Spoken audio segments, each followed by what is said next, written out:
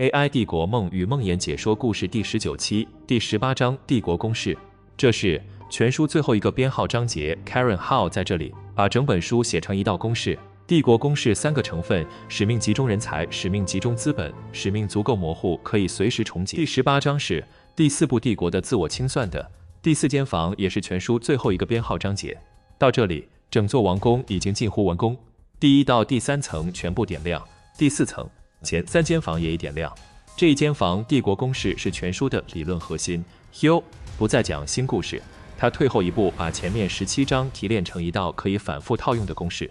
看懂这道公式，你就拿到了拆解任何帝国的工具。本章开场就不一般 ，Hal 用 Altman 自己的话当全书论点的最终证据。Altman 谈起拿破仑，他谈到了如何建立一个体系，在那里你可以有点控制人们。我当时想，哇，我很高兴，他没有运营美国，因为那是一个理解了某些我不懂的深层东西的人，并且显然能够把它用于权力。这句话的反讽就是整章的入口。Altman 一边表达庆幸，一边正在研究和欣赏那个人的记忆，把一句解放性的口号转化成集中权力的工具。拿破仑怎么操弄自由、平等、博爱？自由反而管制了新闻和宗教，平等只属于法国男性还在殖民地重启了奴隶制。博爱那种共同命运的哲学被帝国逻辑取代。他把拿破仑的口号和 OpenAI 的使命一条一条对应起来。拿破仑操弄自由、平等、博爱，宣称解放，实际集中权力。OpenAI 操弄确保 AGI 造福全人类，宣称造福全人类，实际成了帝国扩张的许可证。这个类比之所以致命，是因为它不是 HO 强加的，是 Altman 自己把拿破仑请上了舞台。他不是无意识地建造了帝国，他明确研究过怎么把一个解放性的口号变成权力工具，并且公开表达了对这种技艺的钦佩。然后他把这套技艺用在了一家比任何国家都更有全球影响力的公司上。那我抛这一章第一个尖锐的点，豪说帝国公式是有意识或无意识的被采用的，但拿破仑这段隐语暗示至少是有意识的。Altman 到底知不知道自己在干什么？这在道德上重要吗？我的判断是，在这个规模上，意图已经不是最重要的考量。如果 Altman 真的深刻研究过把口号变成权力工具的方法，那当然让道德画面更难看。但 Hal 的论点最黑暗的地方，恰恰不在于这套公式在任何人手里，在足够大的规模上都会产生类似的结果。你这一区分很硬。如果问题只是 Altman 是个坏人，那换个人就解决了。但如果问题是公式本身，那换人没用。对，这就是为什么 Hal 要写这一章。他不是在做道德审判，他在给你一个分析框架。帝国公式既是描述也是解构工具，你看懂它怎么组装，你就知道它哪里可以被拆。所以看拿破仑那段，不该只看 Altman 有多坦白，该看一个帝国的建造者对帝国建造的记忆有完整的自我认知，这才是真正让人脊背发凉的地方。帝国公式第一个成分，使命集中人才。Altman 2013年在伯克利写，最成功的创始人并非着手创建公司，他们正在执行一个更接近于宗教的使命。人才被使命吸引，不是被薪酬吸引。这意味着他们会接受不许藏匿的代价，长工时、不确定性、内部冲突，因为他们相信自己在做比任何普通公司都更重要的事。第二个成分，使命集中资本，同时排除监管。谁将控制 AI 的未来？这个问题把每一分投资都变成了为价值观而战。第三个成分最致命，使命足够模糊，可以随时重新解释。当有益于全人类可以被重解成迭代部署，重解成给芯片公司融资8万亿，使命就不再是约束，而是帝国扩张的话语许可证。三个成分组合起来，产生的是一个自我增强的循环。使命吸引人才，人才生产产品，产品创造影响。影响吸引资本，资本扩展基础设施，基础设施产出更多人才。每转一圈，帝国都长大一点。而关键在于，每一轮循环使命的语义都可以被悄悄调整，调整到刚好适合帝国在那个阶段的需要。但表面上始终保留着我们一直在执行同一个使命的合法性叙事。这就是公式的精妙，也是公式的危险。它看起来没变，其实一直在变。那我直接抛一个反方观点。集中人才、集中资本、模糊使命，这三样在没有任何恶意的情况下也会自然产生。任何有强烈使命感的组织都会有类似的动力学。那黑欧批评的是不是有使命感的组织这个类别本身？这是这一章最该被问的问题。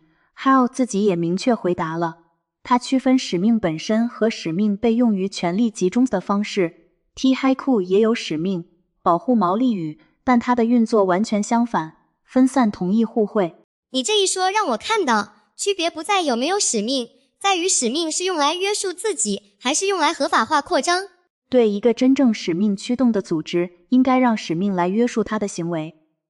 使命说不行就不做，而帝国是让使命来合法化它的扩张。帝国想做什么，就把使命重解成允许做这件事，方向正好相反。所以，判断一个组织是不是帝国，有一个很简单的测试，看他的使命有没有对他自己说过不。说得好，使命如果从来只给扩张开绿灯，从来没拦过自己一次，那它就不是约束，是工具。这个测试比任何道德指控都更干净。公式的第3个成分在这一章里有一个最具体的演示，足够 AGI 条款的废除。奥特曼说，当我们最初设立 Microsoft 协议时，我们提出了这个叫做足够 AGI 条款的东西，它规定了 OpenAI 何时停止与 Microsoft 分享知识产权。我们现在都有不同的想法。奥特曼补充，我们认为这将是一个持续的事情。足够 AGI 条款本来是一个想象中的任务完成点，一个 OpenAI 可以宣告自己实现了使命的时刻，而奥特曼在这段话里宣布这个时刻永远不会到来，因为 AGI 将是一个持续的过程。这个决定的帝国逻辑是完整的，定义权只有 OpenAI 能定义什么是足够的 AGI。终止点的消除，当使命没有终止点，资源积累也没有终止点。合法性的永久化，帝国的扩张将永远以我们还没到达为由获得辩护。最讽刺的是，奥特曼自己说过 AGI 是一个荒谬且无意义的词，所以我为持续使用它道歉。他一面承认这个词无意义，一面继续用它当帝国扩张的话语基础。使命的终点被永久移走，帝国的边界从此无限延伸。那我抛这一段最微妙的点，奥特曼公开承认 AGI 是荒谬且无意义的词，但继续用它，这是诚实还是又一次操控？我的判断，这是操控，而且是非常精明的操控。他通过承认一个词的无意义来保留它的使用权。如果有人批评 AGI 是无意义的目标，奥特曼可以说我同意这个词没有精确定义，然后继续用这个词当使命框架。你这一说让我看到这是对批评的预防性中和，他先于批评者自己承认了词语的模糊性，批评者想攻击的点被他提前拿走了。对，这不是诚实，是语言技巧。诚实是承认一个词无意义之后，停止用它做重大决策的依据，而奥特曼做的是承认它无意义，然后继续拿这个无意义当武器，因为一个模糊的词恰恰最好用。所以模糊不是缺陷，是设计。一个精确的使命会在某个时刻宣告完成，一个模糊的使命永远可以继续。这就回到了公式的第3个成分，使命足够模糊，可以随时重解。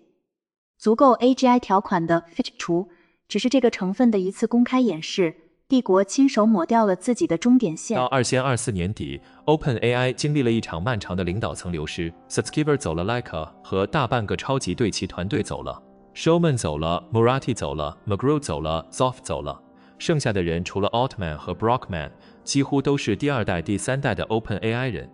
同一时期，公司完成了66亿美元融资，估值1570亿美元，并转型为盈利性的公益公司。但最关键的不是这些数字，而是 Agile 的那句结尾，这始终是 Sam Altman 的 AI 帝国。在所有这些离职发生之后，公司没有倒塌。帝国的韧性来自它不依赖任何特定的个体，它依赖已经建立的结构关系和品牌认知。这就是帝国公式最黑暗的推论。奥特曼可以失去他最重要的科学家，失去他的安全团队，失去他的 CTO， 但帝国会通过资本和结构的惯性继续运转。换句话说，真正坐在王座上的不是奥特曼这个人，是那道公式。投资人压力 Microsoft 协议，竞争压力产品路线图，这些齿轮即使创始人明天消失，大多数都会保持原样。所以 AL 的论点不是奥特曼是个坏人，而是这种帝国公式在任何人手里，在足够大的规模上，都会产生类似的结果。个人的更换不是解决方案，结构的改变才是。那我抛这一章最大的思想实验，这始终是 Sam Altman 的 AI 帝国是 Hal 的最终判断。但如果 Altman 明天消失 ，OpenAI 会变成一个不同的公司吗？我的回答是，短期内会，长期不一定。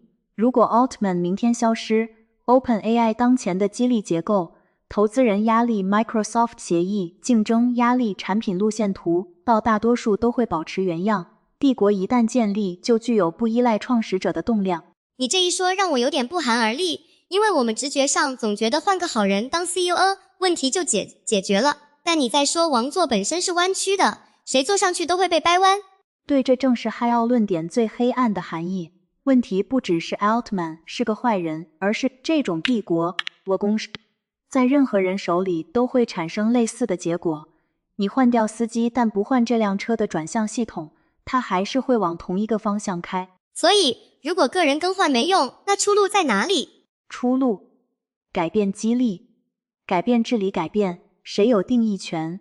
这也是为什么 Saul 在全书最后要把笔转向 Hiku， 他不是要你找一个更好的皇帝，他要你看见一种根本不需要皇帝的 AI。足够 AGI 条款的废除，还揭示了一个更深的东西。足够的这个词在权力语境里的独特性。历史上许多帝国都有过类似的终止承诺。罗马共和国的执政官职权本来是有期限的，但凯撒通过宣布危机把它无限延伸了。各种临时紧急权力在危机过后从未归还。公司从亏损走向盈利的那个节点永远在往后推，关键在于足够的是一个需要被声明的状态，而声明权在强者手中。当 OpenAI 和 Microsoft 都同意足够的 AGI 将是持续的过程，实质上是双方都同意永远不宣告任务完成，没有任何第三方的利益被考量。第18章读完，我们看着一只手在石碑上刻完了公式的4段。拿破仑的教训，帝国的建造者对把口号变成权力工具的记忆有完整的自我认知。公式3成分：使命集中人才集中资本，足够模糊可随时重解，足够 AGI 条款废除，使命的终点被永久移走，帝国边界无限延伸，帝国不依赖个体，真正坐在王座上的是公式，不是那个人。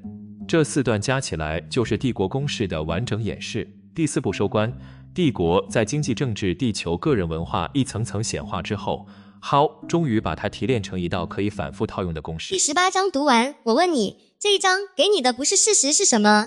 是帝国公式这个透镜。以后我看到任何一个巨大组织在喊一个崇高使命，我会自动套3个问题：他用使命集中人才吗？用使命集中资本吗？他的使命模糊到可以随时重解吗？如果3个都中，那我看到的不是一个团队，是一台帝国机器。我接住，我自己最深的 Hal 把全书写成一道公式，是一个巨大的慷慨。他没有让你记住一堆愤怒，他给了你一个工具。公式既能解释 OpenAI， 也能解释下一个还没出现的帝国。看懂公式，你就不会再被同一套话术骗第2次。留一个种子问题跟你走完这本书。Hal说，帝国公式是有意识或无意识的被采用的，但拿破仑的开场引语暗示至少是有意识的。这个区别在道德评价上重要吗？如果 Altman 真的深刻研究过把放信口号转化为权力工具的方法，这是否改变了我们对他的道德判断？还是说在这个规模上，意图已经不是最重要的考量？我们真正该追问的是结构性后果。第18章到此结束。第4部帝国的自我清算，收官全书编号章节全部读完。下一期是终曲帝国如何陨落。Hal 的前瞻，他用3根轴反向解构帝国的公式。他带你去看 Hiku， 另一种 AI 想象分散同意互惠。我们用了18章看帝国怎么建成，终曲让你看见帝国怎么陨落，以及还有别的路。下一期终曲帝国如何陨落见。